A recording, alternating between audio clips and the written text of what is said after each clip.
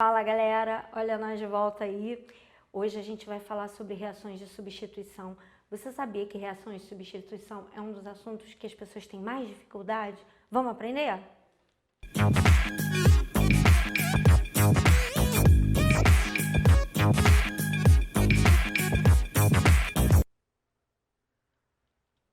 Oi, meu nome é Fernanda, professora de Química, e a gente vai juntos no Foco da UERJ aprender um assunto super legal, um assunto que as pessoas estão me pedindo direto, que é parte de reações orgânicas.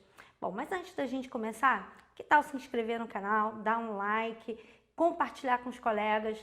Vamos todo mundo aprender junto? Galera, vamos lá, reações de substituição. Eu vou aproveitar e falar um pouquinho de isomeria também, porque as questões acabam colocando isomeria junto. É um assunto bastante complicado, é um assunto que as pessoas têm bastante dificuldade. E as reações orgânicas foram muito pedidas esses últimos dias. Então eu separei algumas questõezinhas bem legais para a gente trabalhar. Então a primeira questão é uma questão de 2014 e ela vem tratando um assunto assim bem delicado, tá? Ela vai falar sobre o fenil e sobre benzeno, né? Que vocês muitas das vezes têm dificuldade de saber a diferença. Tem muita gente que não sabe a diferença. Fê, quando é que eu uso fenil, quando é que eu uso benzeno? E ele ainda vai falar de um outro tópico que é a benzila, que é outro que o pessoal consegue confundir bastante. Então é uma questão que vai discutir todos esses tópicos ao mesmo tempo, além de reações e isomeria. Vamos ver bastante coisa. Bom, primeiro ele vai falar que um bromofenilmetano. Bromo, BR, tá? Fenil é o anel aromático, o benzeno, quando tratado como radical, e o metano seria o CH4, mas ele vai estar substituído. Então a gente vai ver a estrutura dele, que é esse carinha ali, bromofenilmetano. E ele pode ser chamado também de brometo de benzila. Brometo é o BR como BR-. A benzila seria a mesma coisa que o fenilmetano, são sinônimos, tá? A gente vai ver na imagem. Então, olha lá, brometo de benzila é sinônimo de bromofenilmetano. Vamos ver como é que essas estruturas são montadas? Ele pede para escrever a fórmula estrutural dessas substâncias. Já vou dando a dica. Fórmula estrutural, há um tempo atrás, a gente costumava usar a fórmula estrutural condensada, com CH2, CH3. Hoje a UERJ ela pede para usar só linhas de ligação. Como vocês enxergam melhor com CH2 e CH3, uma parte dos exercícios eu vou fazer utilizando, depois a gente vai ver em linha de ligação como é que vai ficar. Isso vai ficar melhor, né, com a troca dessas imagens. Meu conselho, faz a parte do CH2 e CH3 no rascunho e quando você for passar para o espaço de resposta, passa em linhas de ligação, antiga bastão. Ele pede também uma equação química, e de novo, olha lá, estrutura bastão do éter. Não é mais estrutura bastão, eles mudaram a nomenclatura, agora está como linhas de ligação, mas é a mesma coisa, tá? Vamos lá, bromo, é esse BRzinho aqui. Fenil, como eu falei no início, fenil é o benzeno tratado como um radical, tratado como uma ramificação, tá aqui, ó. Aí você vai dizer, mas é o benzeno? Sim, é o benzeno, mas ele aqui está sendo tratado como um radical. E aí ele muda de nome, ele passa a ser chamado de fenil. E o metano, que é esse C, que seria o CH4, mas ele está substituído os dois hidrogênios por bromo e o fenil.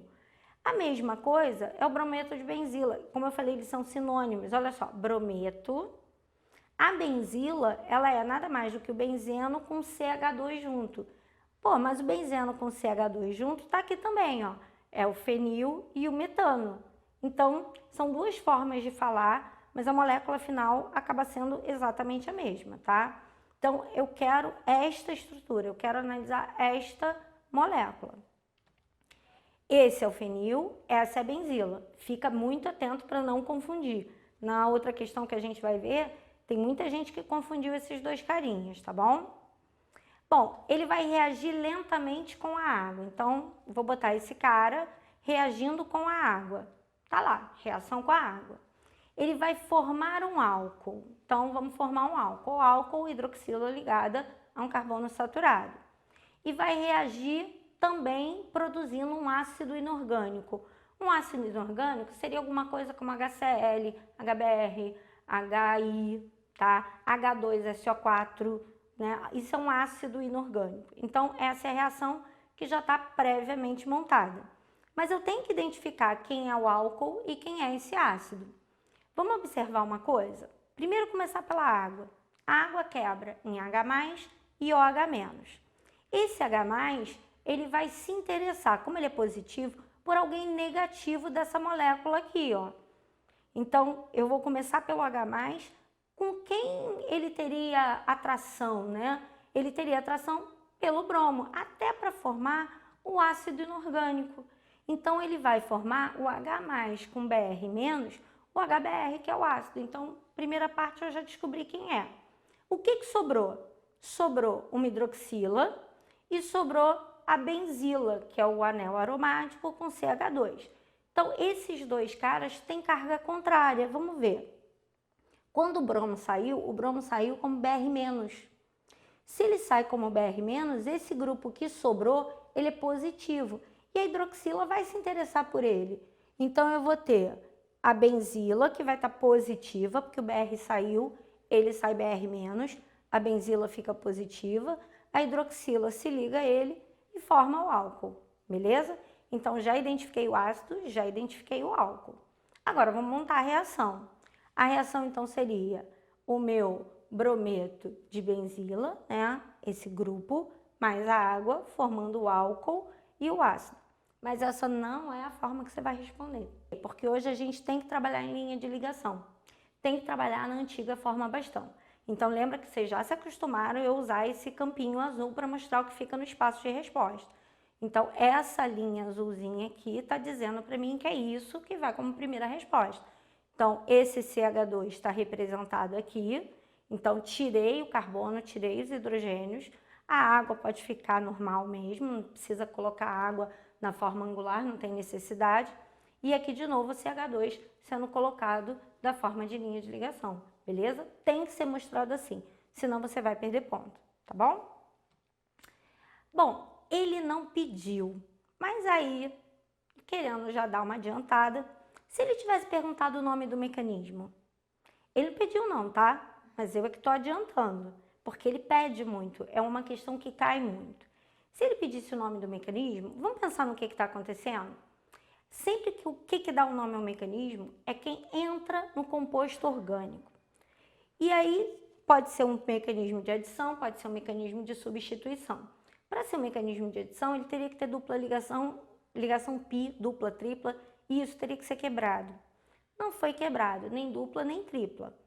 O que aconteceu foi que uma hidroxila, que é um OH-, ela trocou de lugar com o bromo. Então, ela entrou e o bromo saiu.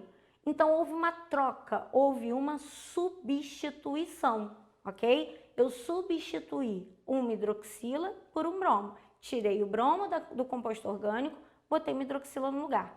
Detalhe, se você tirar alguém negativo da molécula, tem que botar alguém negativo. Se você tirar alguém positivo da molécula, tem que botar alguém positivo, beleza? Então, a primeira parte do nome, substituição, a gente já chegou. Segunda parte, não adianta botar só substituição, porque você não leva ponto nenhum, tá? Lembrando, essa não foi uma pergunta da questão, mas poderia ter sido. Se você colocar substituição, você tem que me dizer se é nucleofílica ou eletrofílica. Tem que dizer, tá? E aí, observa que o OH- que entrou, ele é negativo. Quem é negativo está atrás de carga positiva, opostos se atraem. Então, cara negativo foi atrás de carga positiva. Ele foi atrás de um núcleo. Núcleo tem carga positiva.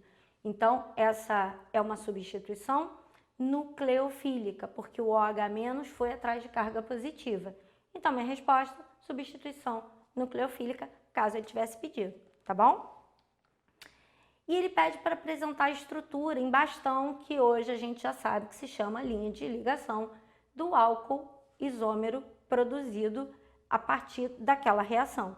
Então, quais são os isômeros de função dele? Eu tenho o álcool e tenho o éter. Esse a gente já tinha falado dessas questões naquela aulinha de isomeria plana. Quem não assistiu, vai lá assistir a aula de isomeria plana, que a gente já tinha falado sobre isso antes, tá bom? Então, esses são os dois quadradinhos azuis, vão para o espaço de resposta, são as duas respostas finais.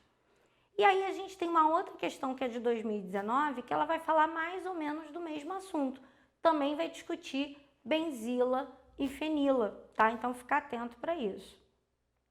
Então, primeiro ele pede para indicar o nome da isomeria plana, tá? Que ocorre entre a leucina e a isoleucina.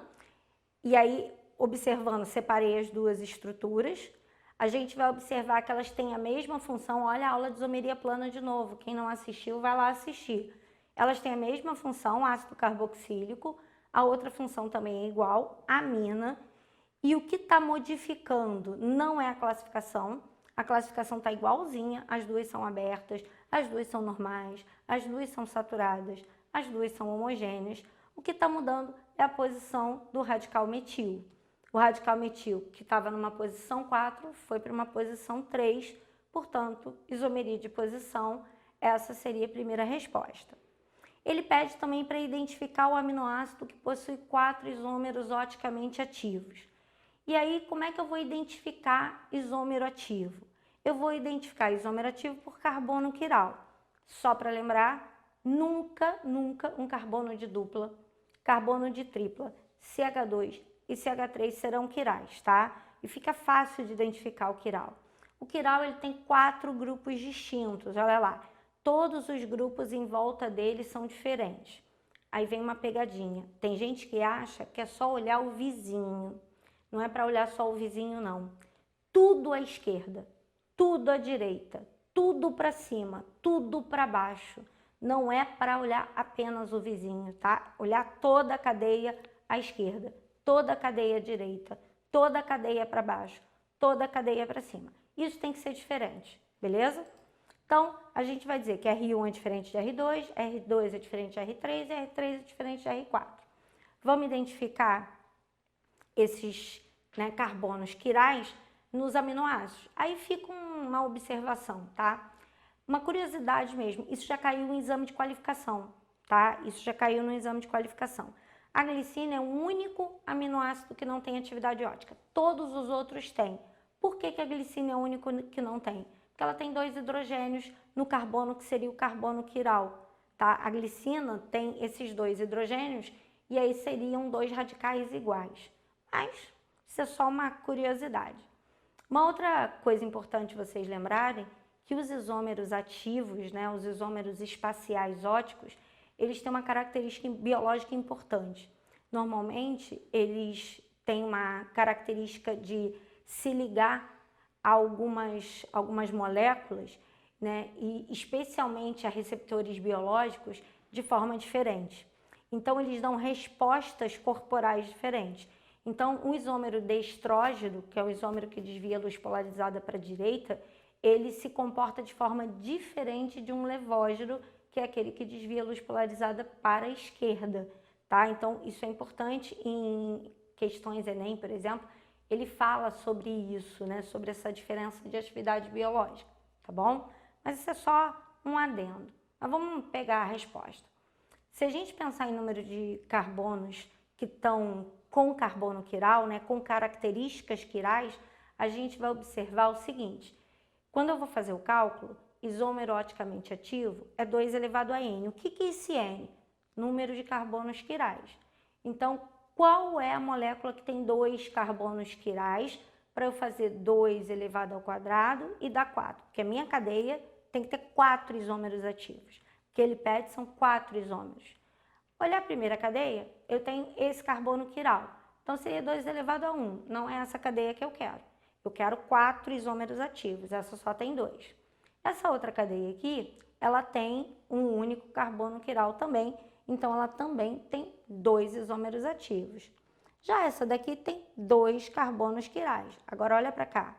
Quando eu olhar esse carbono, nitrogênio para baixo, NH2, a carboxila para cá, para o nosso lado direito, todo esse grupo para o lado esquerdo, e aqui em cima escondido tem um hidrogênio, 4 grupos diferentes. Aqui também, um hidrogênio para baixo, todo esse grupo à esquerda, metil para cima e todo esse grupo à direita. 4 grupos diferentes, ele tem 2 quirais diferentes, e aí eu tenho 4 isômeros ativos.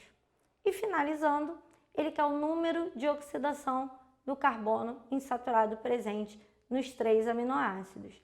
E olha só, carbono insaturado está aqui, ó, é o carbono da carboxila.